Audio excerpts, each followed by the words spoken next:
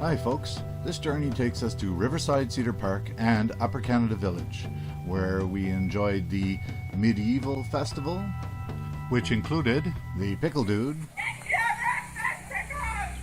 the Birds of Prey, Zoltan the Adequate, and the best live real jousting you will ever see. So join us for the latest adventure. Hi, I'm Ken. And I'm Kat. And we're the Traveling Wildberries.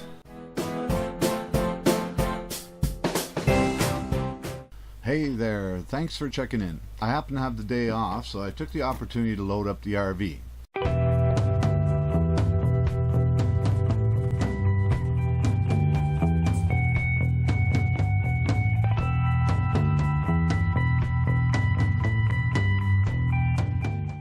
When I was done, I drove over to grab Kat.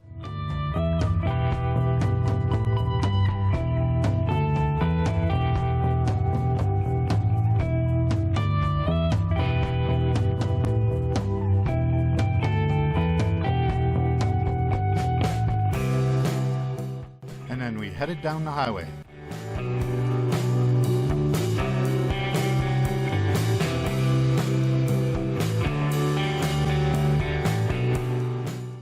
Even though I had already brewed up a pot of coffee, we decided to stop and grab a Timmy's coffee and donut anyways.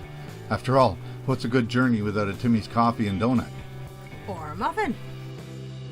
We were back on the road in no time. The drive was nice and thankfully uneventful in any negative ways.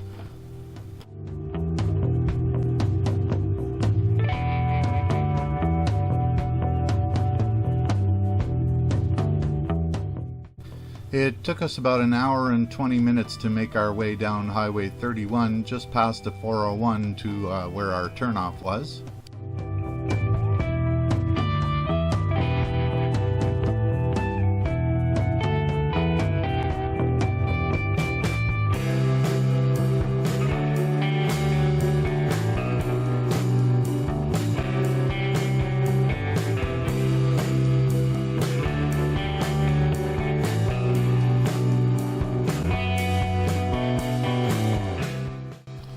We arrived at the campsite, then after registering and grabbing a bag of wood, we parked the RV and settled in.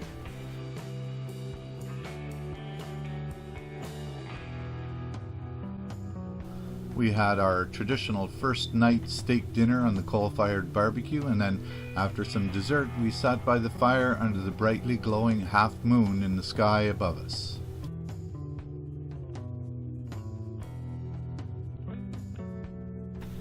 It was rather chilly, so we didn't stay out too long.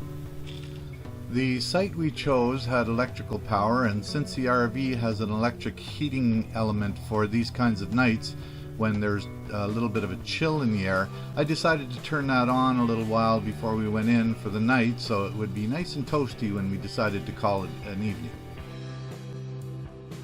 Just to be clear, this particular heater is not meant for full-fledged 20 below heating.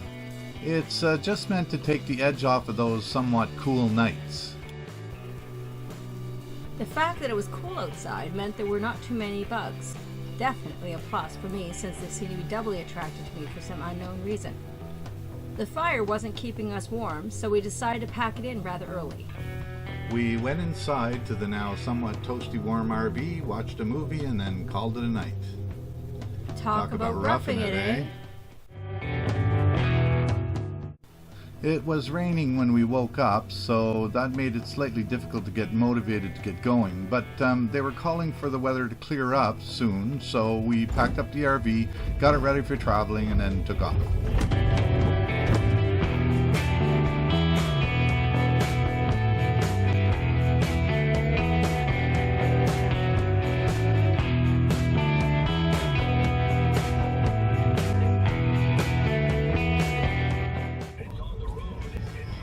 Good spot. Yeah.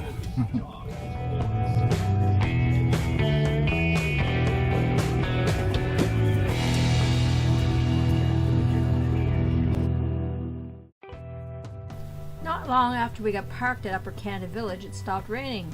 Woohoo! I gotta say, there's something about this place that's just so familiar in an interesting kind of way. The whole idea of how people got by back in those days. I've said it before and I'll say it again. I constantly hear people today talking about how they have trouble sleeping at night as they run off to their doctor for sleeping aids. Considering how sedentary a lifestyle most of us live nowadays, it's not surprising. Just look at the types of things these folks needed to do just to survive each day, and it's easy to understand the difference. You can be quite sure that after tending the garden, cutting wood, repairing everything that needed any attention, and doing whatever else needed doing in any given day, getting to sleep early would be quite easy, one would think. I doubt there was anything called restless leg syndrome back in these times.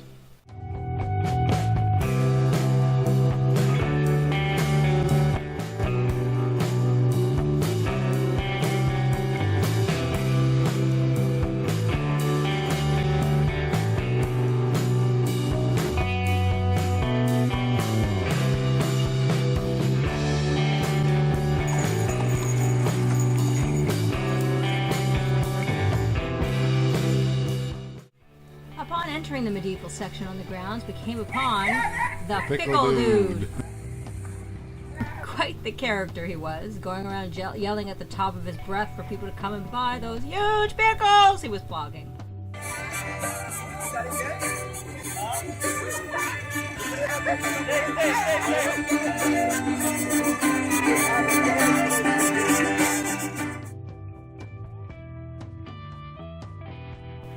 We walked around for a little while, checking out the various booths and exhibits.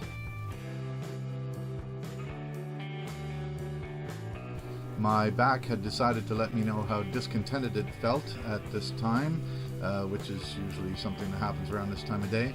So we found a seat in the stands next to a small area which was set aside for folks to view the next two upcoming events: the Birds of Prey and the live jousting. Woo! Oh, that Jesus. was on target with a broken. Woo! Oh.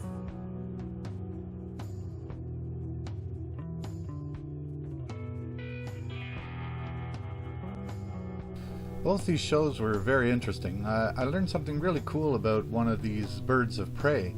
I had no idea that any birds hunted in packs, but apparently, according to the fella doing the presentation, this one bird called Harris's hawk does exactly that. Who'd have thunk it?